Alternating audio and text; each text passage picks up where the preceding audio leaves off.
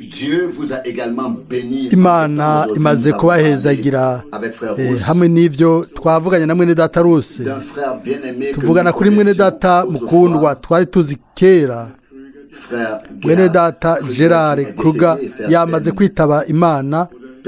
Abantu bamwe bakuze cyangwa bakuze cyane baramuzi neza kuko yabayeho neza inyuma y'intambara. Imana yaramukoresheje mu buryo bukomeye ngo yegeranye abari barashwiragiye abarongore bagendere mu muco. Uwo yari yahawe twarabanye nawe amasaha n'amasaha n'ibihe. Niwe yampaye amahigwe yo gufata ijambo mu 1953 igihe hari igikorane gihambaye ikasera. Nari mfise imyaka 20, nari imbere y'ikoraniro rinini cyane. Niwe yampaye ubufasha bwa mbere bw'imwemu kandi turabyibuka tukanezerwa. Igihe gishitse Imana igatanga umuco mwinshi, nategerejwe kubandanya ndatera intambwe. Nta yandi mahirwe yariho nukugenda tukiri mu muco. Birakwiye niyo nzira y'Imana imisi yose. Inzira y'Imana hamwe n'ubwoko bwayo nukubandanya mu muco, umuco ihishuye kubw'ijambo ryayo. Niyo nzira y'Imana n'ubwoko bwayo. Nta guhagarara biriho, ntihategezwa kubaho guhagarara, ntibishoboka, ntibiteza kubaho. Uhagarara aca asubira inyuma,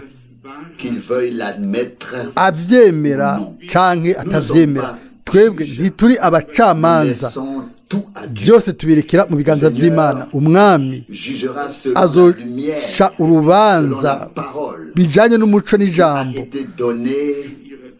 byahawe abantu mu gihe cabo. Ndibuka umugabo n'umugore muri Leta Zunze Ubumwe za Amerika. Était-ce le beau-père ou en tout cas le beau-père de sa femme? Tacho bitwaye. Iyo umuntu amenye neza umuco ubutumwa bw'igihe cyanyuma, abantu baraje kuraba mwene data Branham baramubwira bati twakoze ibintu byose dushobora ariko sogokuru ntabikeneye. Mwene data Branham aravuga ati arabishaka mugabo ntabishoboye. Ntari muri icyo gihe, ari mu gihe caheze cy'inyuma. Mu gihe arabishaka ariko ntabyashoboye. Uko rero niko Imana itugirira ubuntu bwo kutihutira guca imanza. Benshi barabishaka ariko ntibabishobora. Uko bimeze kose igituma, ndazi neza igihe numva mu kanwa k'uwo mwene data mukundwa mu gihe yavuga ati Eliya yapfiriye mu isanganya ry'imodoka ariko yaduze mu ijuru mu mukogote w'umuriro. Que c'était une allusion au frère Branham qui avait été rappelé. Byari byerekeranye na mwene data Branham yitaukiye imuhira inyuma y'isanganya yagize canke yinga rimwe inyuma. Cyanavuga mu buryo buciye bugufi nti si impera y'isi, ntituzi jewe nawe ingere tuzotaha umunsi umwe, ingere tuzotaha imuhira. C'est justement lui. Uwo niwe. Nivyo simvuze ivyo kugira ngo ndamucire urubanza n'umutima, ndabivuze n'umutima uri mu kuri, ariko niwe agenda mu ngendo zo muri Polonye. Ntiyahindukiye, oya, yahereje urugendo rwiwe mu giti. Ubuzima bwe burarangira. Ntihagire uca urubanza. imana yonyine niyo itegerezwa guca urubanza, si ku munsi w'urubanza rwa nyuma gusa. Oya, benshi nibyo bagomba, benshi bagomba guhebera imana guca urubanza ku mpera, ku rubanza rwa nyuma. Oya, ariko hagati yaho bo bakora iki? Baraca urubanza, byose barabicira urubanza, bagaca urubanza kandi abantu bose. Ibyo ntibiteza kuba gutyo. Ijambo ry'Imana rivuga mu cete cya Yakobo ko hariho umwe wenyine ariwe mucamanza, umwe wenyine niwe mucamanza. Yakobo 4:12 niwe mucamanza. Nimba hari ikintu cyo gucira urubanza cyangwa cyo gucira ku iteka, handitswe rero mu Bikorinto ba mbere 11 yuko umwe wese yicira urubanza yihinyure wenyine ubwiwe imbere y'Imana. Abikorinto ba mbere 11:28. Ibyo byaba ari byiza, bose bakora ibyo rero byaba bimeze neza. Umwe wese yacira urubanza, nta n'umwe yasigaye, nta n'umwe yibagiwe, kandi ntawe ukeneye gucira urubanza uwundi. Amina. Ariko rero iyo ninamenya igihe hazobera amaziko niyo nzoba ndi. Numvise ibyo mu kanwa ka mwene data Branham igihe yavuga mu Baroma 4, akavuga, yakoresha ijambo ngo ico umuntu abivuga ko igihe Imana yavuga ikintu ku buzima bwa Aburahamu mu isezerano rishasha mu Baroma 4, ati nta na hamwe yigeze avuga ico amurega, ariko gusa ibyo Imana yakoze mu buzima bwiwe. Amina. Turagomba gukora natwe nk'uko, turagomba kurekera inyuma yacu, twibagire ikintu cyose ca kimuntu. Turashaka gushyira imbere kandi kugumya gusa iby'Imana yakoze. Amen. Kuko kumpera ni gusa icyo Imana yakoze mu buzima bwacu nico kizoharugwa. Ibikorwa byacu bwite, yaba byiza canke bibi, ntibizoharugwa, ariko kimwe gusa, igikorwa kizoharugwa c'ukuri ibihe bidashira, igikorwa c'ugucungurwa. Amen. Icasohoreje Golgota. Amina.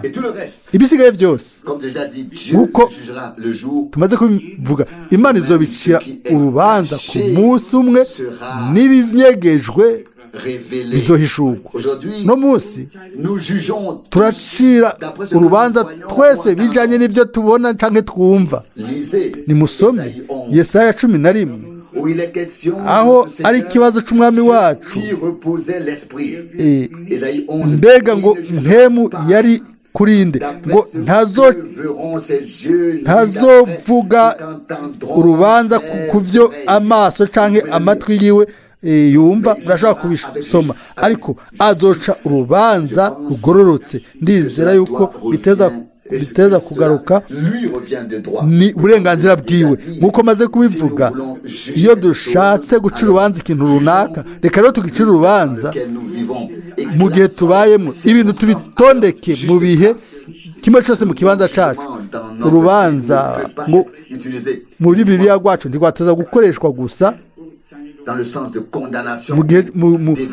mu gishingo cyo gucira ku iteka canke kugenzura kuraba ko ibintu ari byiza canke ari bibi. Reka rero tugerageze muri byose dushobore kuba abemewe n'Imana, dushobore kugira ubuzima buri hafi y'Imana uko byoshoboka hano ku isi. Tugendane nawe, dushobora gusa kubikora nk'uko byanditswe mu muhanuzi Amosi 3,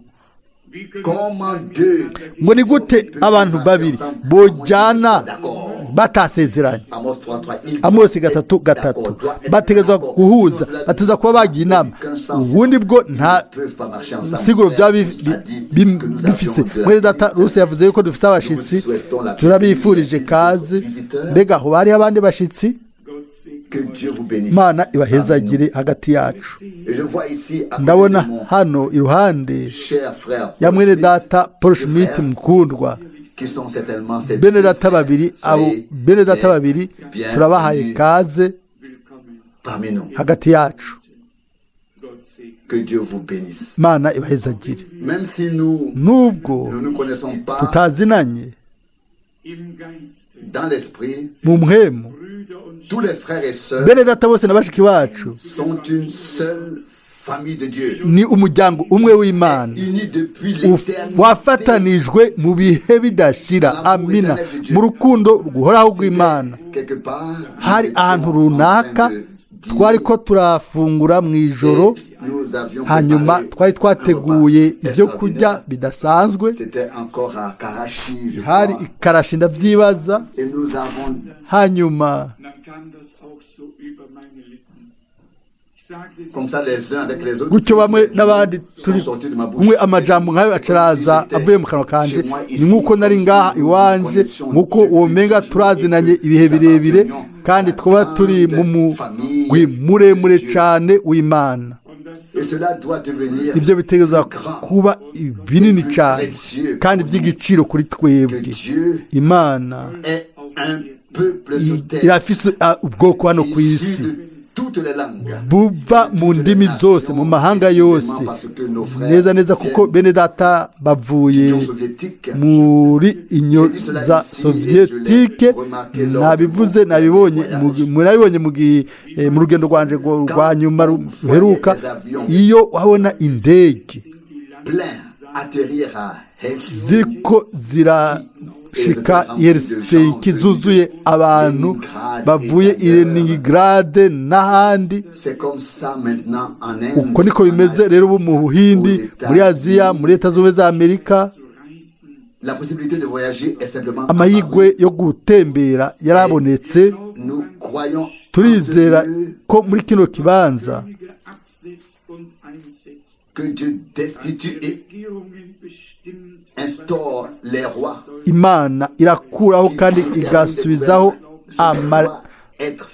amategeko yo mu mareta ibigomba gukorwa n'igihe.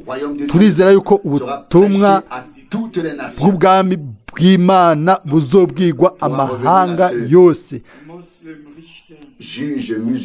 Hanyuma hari umucamanza wo mu mizirima yagomba kumvugisha. Turafata umwanya turavugana, turiko turanywa icayi. Nanyoye udutase 5 tw'icayi.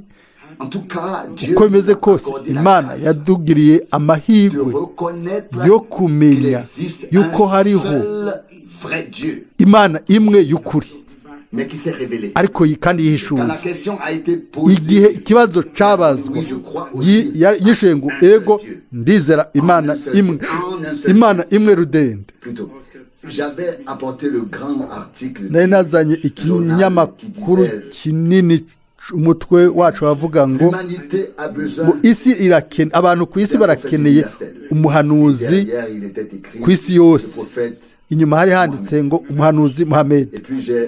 Hanyuma nerekana ico uwo mutwe w'amakuru muri ico gikorane, ndavuga mu buryo buciye bugufi. Naho isi yogira abahanuzi 1000 b'isi yose, ntiyoronka agakiza, ntiyoronka ugucungurwa, ntiyoronka ubugingo budashira. Hanyuma tuja twinjira mu mutwe w'ijambo. Nico Imana isi ikeneye, abantu bakeneye umucunguzi w'isi yose, kandi yaraje. Imana idufashe. Nguye rero kubimenyesha amakuru byiza kugira ngo mbwire abantu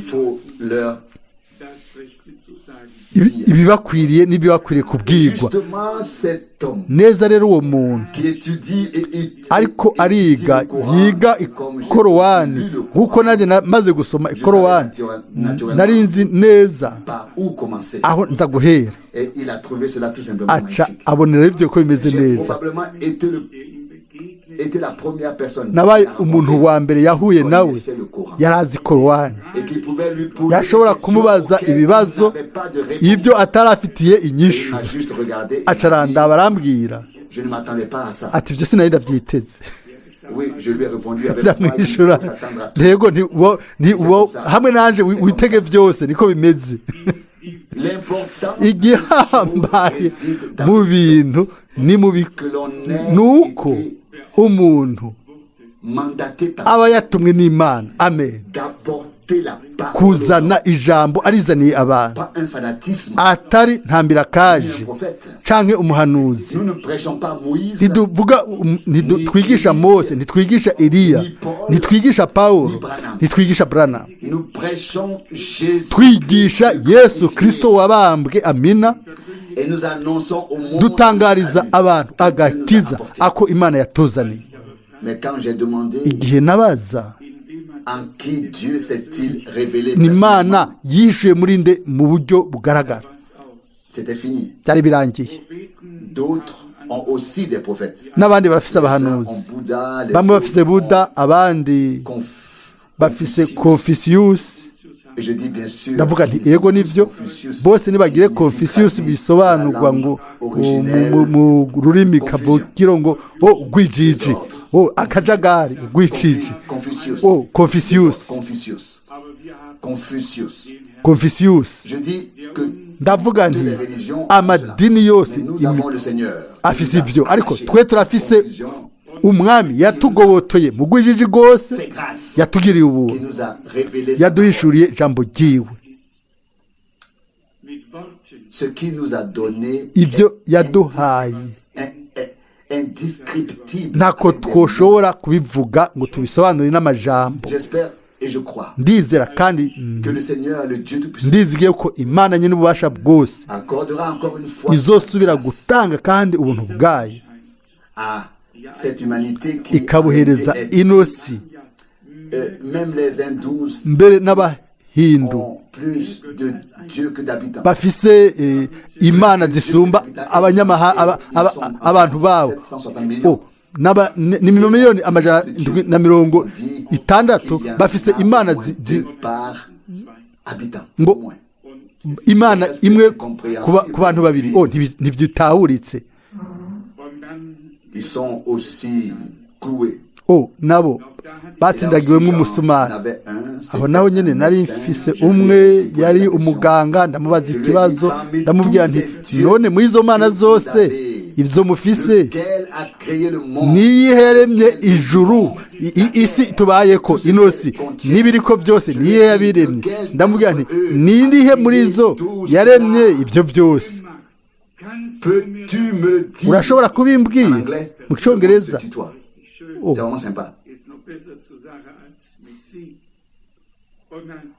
C'est mieux pour être direct que de se vous voyez. Et puis il me regarde et dit, arandaba arambwira ati ntabyo nzi nanje. Ndasubira ndamubaza ikindi kibazo nti nombreux ou n'y en avait-il qu'un seul? Mbega zari nyinshi canke yari imwe gusa? Aravuga ati imwe yonyene yo bikwiye. Ati rego ni jewe ahubwo ni imwe acavuga ati ego, ati niyumvire neza, ati hariho Imana, wateza kubaho Imana imwe gusa yaremye ubuzima bwose. Ndavuga nti ego, ntidukeneye zirenga imwe yonyine yakwiye. Uko niko ucubona neza yuko ufashijwe n'Imana ushobora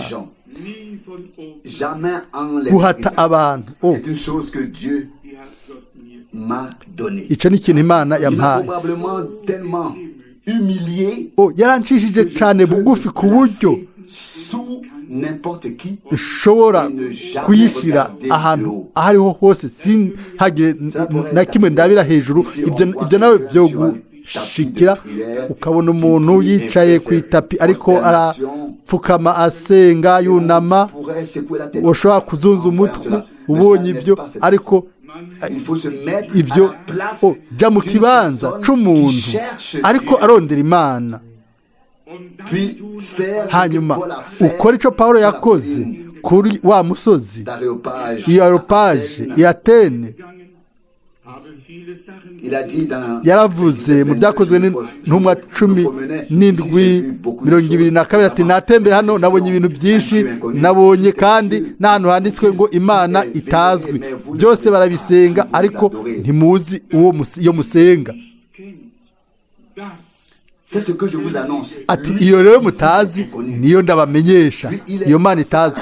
Hamaca aragenda rero ku nkoramutima aravuga ati none inyundo nini irihe, inyundo nini irihe.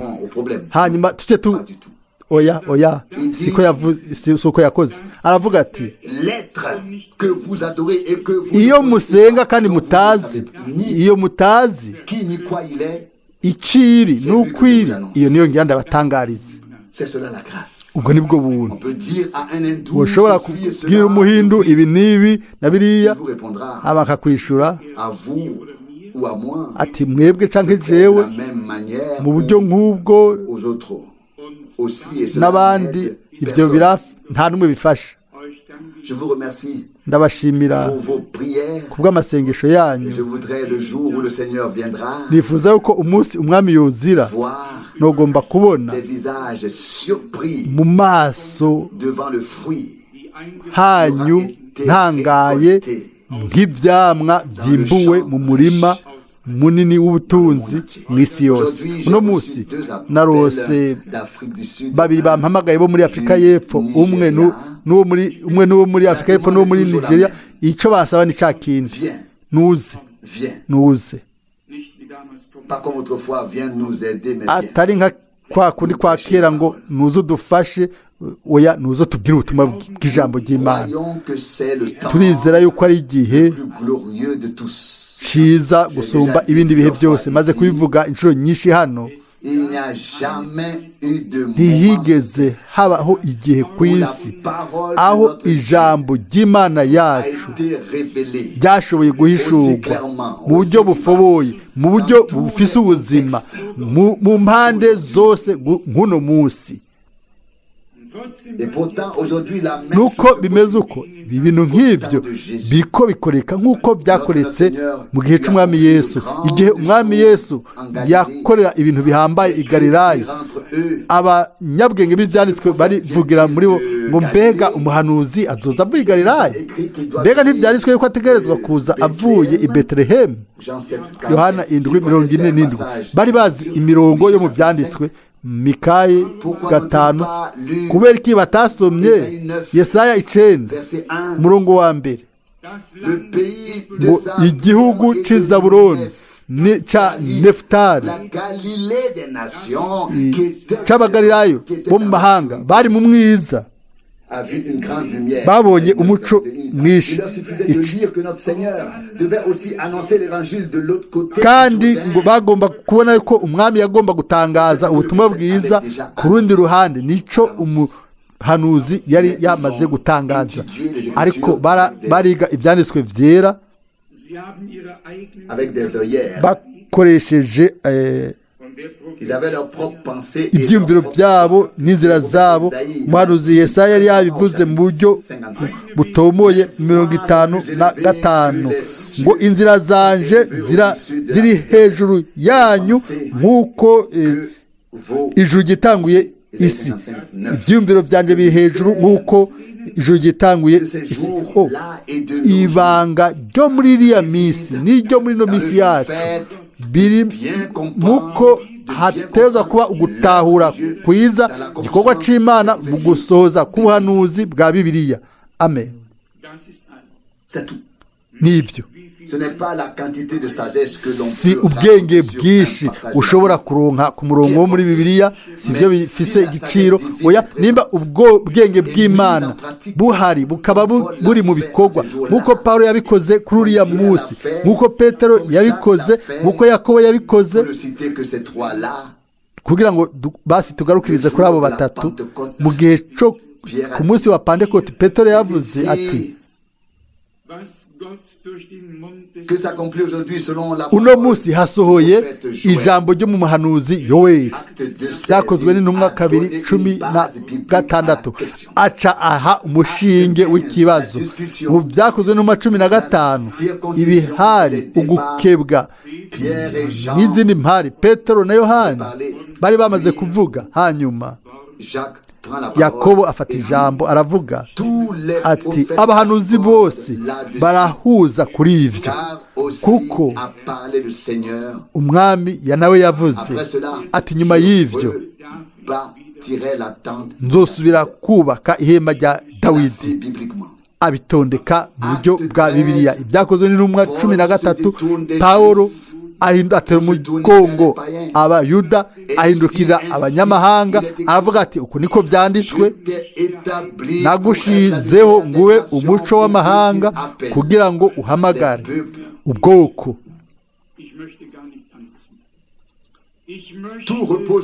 Byose iminsi yose bishingiye ku mushinge wa Bibiliya, nta kindi ngomba kiretse umushinge wa Bibiliya. Ibikoreka byose mu nzu no mu bwami bw'Imana, ntidukeneye ibindi bintu kandi nta na kindi na kimwe dukeneye. Murazi neza hari muri Afurika y'Epfo, muri Afurika y'Epfo igihe abo bantu bose bari ngaho n'amakoro yabo araba inyuma, ndavuga mu buryo buciye bugufi, ndateza kubabwira mu buryo buciye bugufi nti murashobora kubandanya kuko biri gushika uno munsi, gushika mu nzira zanyu na gahunda zanyu, ariko murashobora kandi gufata n'ingingo hanyuma mwenyene mukishira muri gahunda y'Imana. Ndavuga nti ni mwebwe mutegezwa gufata iyo ngingo, kandi niko bimeze, si gahunda z'abantu ariko ni umugambi w'Imana w'agakiza. Amen. Mwene data yadusomeye iki muri Petero wa mbere 5? Mwene data Kia. Ariko hanyuma ego yari umurongo igisoma cya kabiri kiva muri Petero wa mbere 3. Ibyo turiko turavuga ubu, Petero wa kabiri 3 umurongo wa 2, kugira ngo mwibuke amajambo yavuzwe kera n'abavugishwa n'Imana bera, mwibuke n'icagezwe c'umwami niwe mukiza cavuzwe n'abatumwa babatumweko. Petero arandika ati abantu bera bavuze bavugishwa n'Imana basugumwe na mpwemu yera, bavuze bavugishwa n'Imana. Petero wa mbere 21. Igihe kigeze gisohoje hasubira kubaho abandi bantu bera basugumwe na mpwemu yera, bashobora gutondeka neza nk'uko birivuga ibyo Imana yavugishije abahanuzi. Biranezera. Ndazi yuko umwami uko yararejo ariko ari n'uno munsi, ariko ari ibihe bidashira, ntahindura inzira ziwe. Imirongo 3 ya mbere muri Mariko igice cya mbere iremeza neza. Imirongo Mariko wa mbere ngo itanguriro ry'ubutumwa bwiza bwa Yesu Kristo umwana w'Imana. Hagaca haza imirongo yo mu isezerano rya kera, Yesaya 43, Malaki 3 umurongo wa mbere. Ku ntango y'ibyanditswe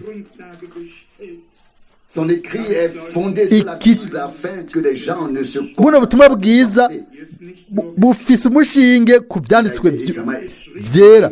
Hano yaranditse ngo kuko byanditswe na Yesaya, yavugishwa n'Imana, yavugishwa na mpwemu yera, yaba bahanuzi, intumwa. Isezerano rya kera cyangwa isezerano rishasha n'igitabo. Bibiliya ni ijambo ry'Imana, ni ibyanditswe vyera, byose birahuza neza agahore.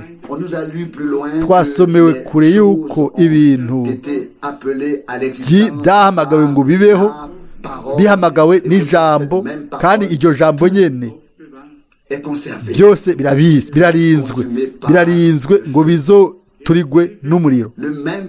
Yamana nyene yahamagaye isi ngo ibeho, yaremye ijuru n'isi. Iyo Mana nyene yavuze ngo ino si n'ibirimwo byose n'ibikorwa by'abantu byose birimwo bizoturirwa n'umuriro. Amina. Murashobora kubisoma muri Petero wa 2:10. Umunsi w'umwami uzoza nk'igisuma, k'uwo munsi amajuru azoshonga, hakaba no kwasana guhambaye, iby'itanguriro byose bigashongeshwa n'ikibenge gikaze, isi n'ibikorwa biri muri yo bigatongorwa. Iri ni ryo jambo ry'umwami. Amen. Neza neza nk'uko akanwa k'Imana kabivuze, neza neza ibyo bizosohoza. Ariko hanyuma turasoma ku murongo wa 13, Petero wa 2:13. Ariko nk'uko yasezeranye tureretse ijuru risha n'isi nsha, ivyo ukugororoka kuzobamwo, ibi navyo nyene bizosohoza. Amen. Mu byashe Yohana 21 haravugwa ngo mbona ijuru risha n'isi nsha, byose bimaze kwandikwa mu majambo y'Imana. Abantu b'Imana babona isi ya kera irimwo irarungura isha, bakabona ijuru risha n'isi nsha. Abantu b'Imana barabonye ijuru rizingwa nk'umuzingo w'igitabo, kuko dushobora kubisoma mu mirongo ya nyuma y'Izaburi 102 no mu Isezerano rishasha. None tugomba kuvuga iki ngaho? Imana yaravuze, kuko yavuze ngo uko niko bimeze, uko niko bimeze kandi niko bizoguma bimeze. Nta numwe yo hindura ko icari cyo cyose ku majambo y'Imana. Icyo tutegerezwa gukora, iki dutegetswe hano ni mu murongo wa 11, Petero wa 2:3-11. None ko ivyo byose bizoshonga bityo, mukwiye kumera mute mu ngeso zera no mu kubaha Imana. Amina. Amen. No mu kurereka ukuza k'umunsi w'Imana muhahamiye, uzotuma amajuru ashongeshwa no gusha, kandi iby'itanguriro byose bikayagishwa n'ikibenge gikaze. Murongo wa 12. Kurereka ko umuriro umanuka ntaco bimaze, ntaco bimarira uwizera, ibyo bizofasha utizera, kuko icyo gihe ibintu bizoba ibishushe cyane. Ni uwizera yahawe iki? Twe twahawe iki? Nimba muzi yuko ibyo byose bizosohoza, nimwitegure. Amen.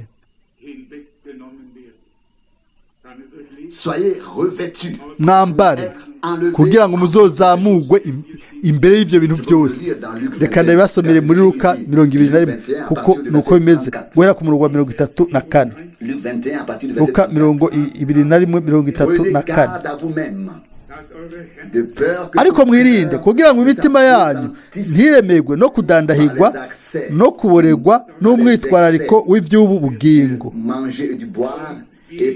Uwo munsi ntubaze ko giturumbuka nk'umutego. Un piège, verset 35, car il s'abattra sur tous ceux kuko ari kuzoshika ku bantu bose bashagaje mu isi yose. Nous devons y prendre garde. Dutegerezwa kugaba. Plusieurs choses sont mentionnées. Ibintu byinshi biravuzwe hano. On peut se laisser aller. Umuntu yoreka akajanwa no kuboregwa no kurya mbere. Umwitwarariko w'iby'ubugingo birashobora kunyoha iby'imhemu. Imana ishaka kutugirira ubuntu kugira ngo dushobore kumuzeza umwitwarariko w'ibyacu byose. Hariho n'irindi jambo mwene data yasomye riteza kuba riri muri Petero wa 2:5 ku bijanye no guca bugufi munsi y'ikiganza c'ububasha c'Imana. Hariho ijambo ryanditswe petero wa mbere nuko mwicishe bugufi muri munsi y'ukuboko kw'Imana k'ubushobozi kugira ngo izibashire hejuru mu gihe gikwiye murinde wa mubi nawe azobahunga. Ndagomba gusoma 36 muri Luka 21. Luka 21:36. Mwame mugavye musenge mu bihe byose kugira ngo muze mushobore guhunga ibyo byose bigira bibeho. Musenge mu bihe byose kugira ngo muze mushobore guhunga ibyo byose bigira bibeho ngo muhagarare imbere y'umwana w'umuntu. Hariho abantu ku isi bazobona ico kintu imbere y'uko ikiza gikubita isi. Bazozamurwa, bazotwagwa mu bwiza kugira ngo baje mu bukwe bw'umwagazi w'intama. Harahezagiwe uwo azobona ukuzuka kwa mbere. Harahezagiwe kandi wera uzocika ku bintu byose bigomba kuza gukubita isi. Dufise amasezerano mu byanditswe kuri byose, kuri umwe n'uwundi, yaba ukurimbura isi itubaha Imana. Malaki 3 umurongo wa 19 uvuga iki? Bibiliya zimwe zifise ibice 4. Hamwe hajya ni ku murongo wa mbere ngo umunsi uzoza waka nk'itanure kandi inkozi z'ikibi zizoba nk'umuguruka, zizoba nk'umunyota. Tumaze kumva rero umuhamagaro ngo twambare. Ndasubira gusoma kandi muri Petero wa 2:3 umurongo wa 11. None ko ivyo byose bizoshonga bityo, mukwiye kumera mute mu ngeso zera no mu kubaha Imana no mu kurereka ukuza ku munsi. Turamaze kwiga bino hano cyane cyane mu Balewi 23 aho ukwiyegurira Imana byaba haba ku bikoresho byo mu rusengero, ingene babisiga babishira ko amavuta ngo bibe inyegu y'Imana, n'ingene ijambo ukwera bifise isobanuro zibiri no kuvuga bitandukanye bigiye ku ruhande kandi bibaye inyegu, bibaye inyegu y'igikorwa byiyeguriwe Imana bikaba inyegu ngo bikorere umwami. Avuga ngo muzombera abera kuko nabatandukanije n'abandi nabakuye mu bandi bose mu gusubira mu byagezwe 7:6. Bwari ubwoko bwagiye ku ruhande, ubwoko bwahamagawe ngo busohoke, ubwoko bwacunguwe, bwagenewe guhagarara iruhande y'Imana, bwagenewe gusohoza inkuru z'agakiza hano ku isi. Ni nako bimeze kuri twebwe. Abantu bahamagawe ngo basohoke bashizwe ku ruhande, babaye inyegu y'Imana, babaye munsi y'ububasha bw'Imana, bahevye ukugarariza kose kw'imbere n'ukugarariza ko mu mutima, bashobora guhuza n'ijambo ryose ry'Imana. Rimwe na rimwe nuko ndabikora iyo mvuga ubutumwa mu bihugu bitandukanye. Ndabaza abantu nimba bizeye ibyo oyi. Bavuze ngo ego, nkabasaba nti nimuvuge amina. Amina rikumvikana, amen, mu ikoraniro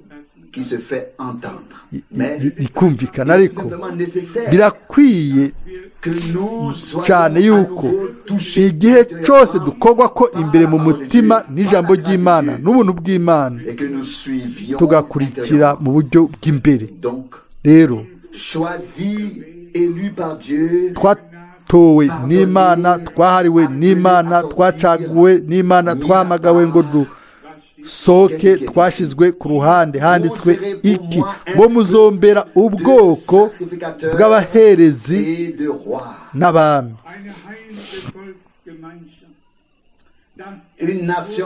ihanga ryera ubwoko bwatowe bwacaguwe ngo bube ubwiwe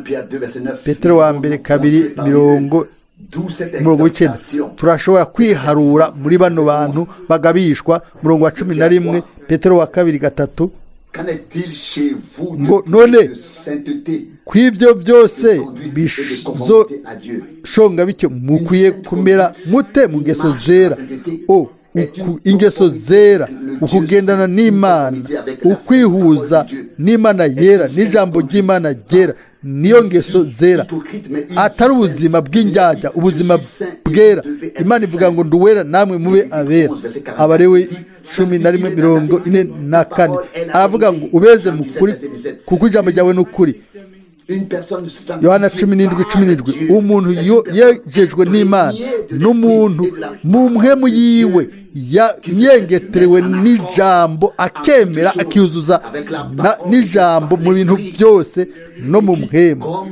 nk'uko tumaze kubivuga mu by'ukuri ashobora kugenda aroranye ahuje n'Imana mu bintu byose ku bwa Enoki turasoma ngo yagendanye n'Imana Itanguriro 5:22 yari ahuje n'Imana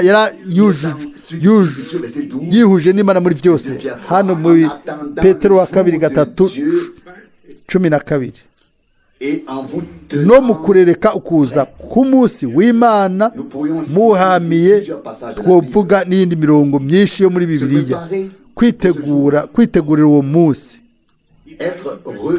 ukaba wambariye uwo munsi ufise ibikenewe hano tumaze kuraba bino bintu bibiri Matayo 24:6-8 aho umwami avuga ngo ibyo byose izoba ari intambara ibihe bigoye inzara no musi twamaze kubyumva muri Yugoslavia haraduze ibiciro 25% ibihe birakomeye ibihe nibibi abantu ntibakizi ico bari bukore avuga ngo hazobaho uguhinda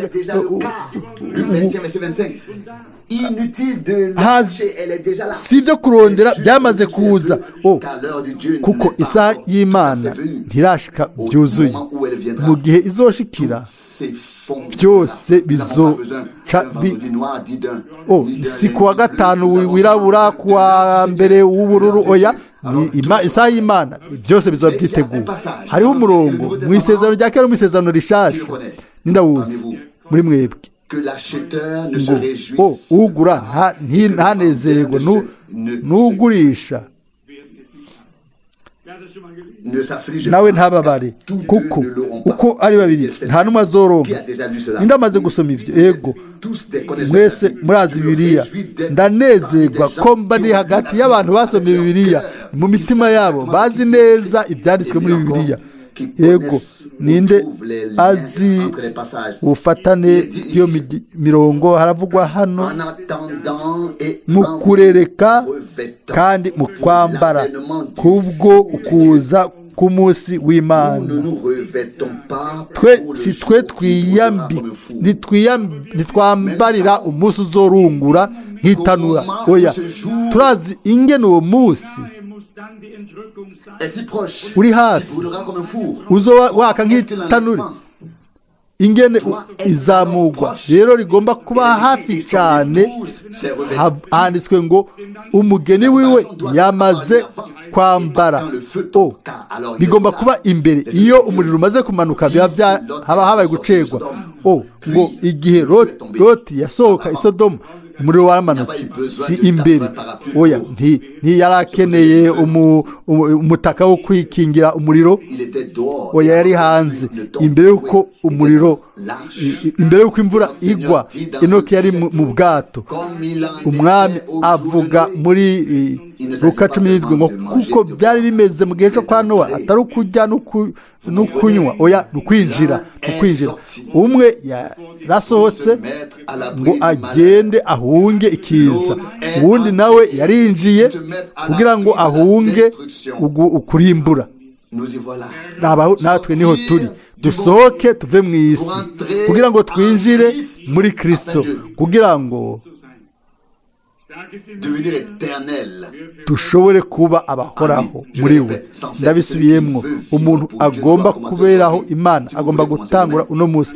Niyatangura ejo bishobora kuba byaba yacerewe. Uno munsi niwumva ijwi ryiwe ntimukomantaze imitima yanyu, nk'uko nabivuze ku ntango.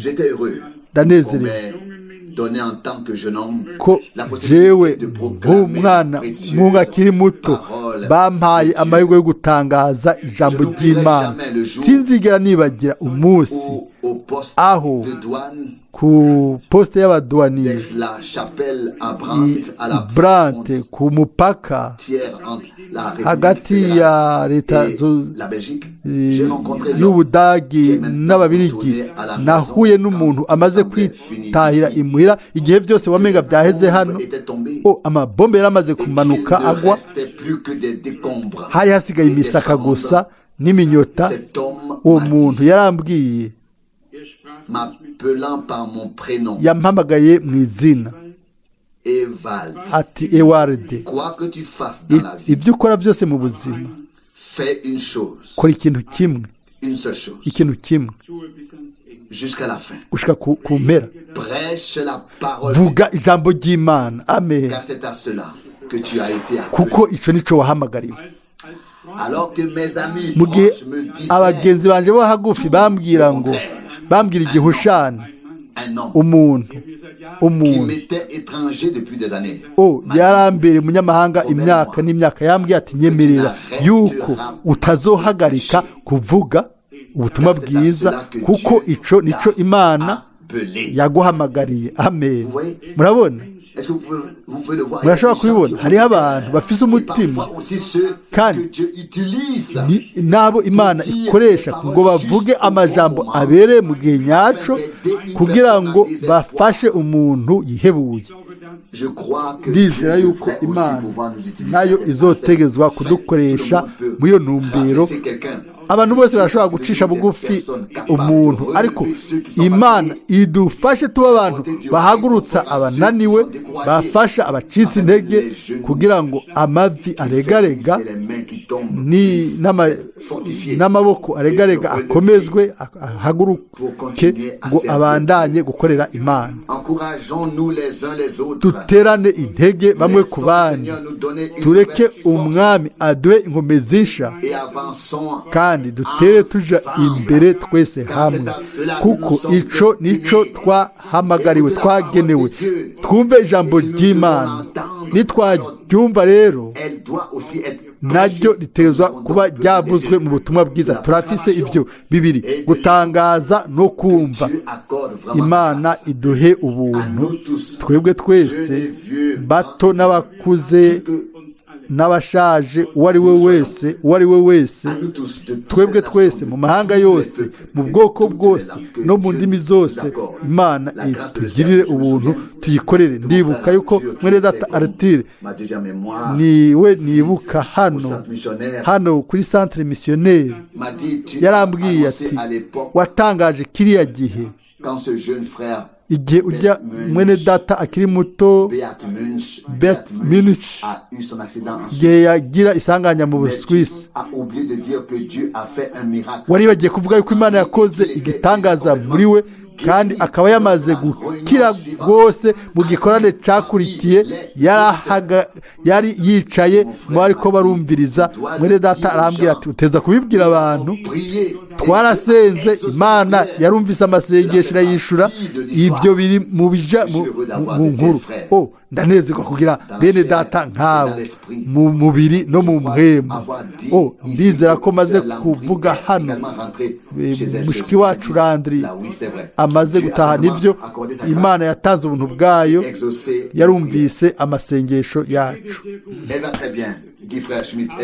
mushiki wacu ameze neza wameze neza niko mwene data Schmidt avuze ni byiza cyane nitwagira ukwizera kwinshi tuzobona ubwiza bw'Imana n'abakigwanya n'abagifite intambara y'imbere bibaze imbere hano imbere intambara izohera intsinzi y'Imana izogaragara niko bivugwa mu butumwa bwiza niko biteza kugirwa mu mwimenyerezo n'ubuzima ku bw'ubuntu bw'Imana yacu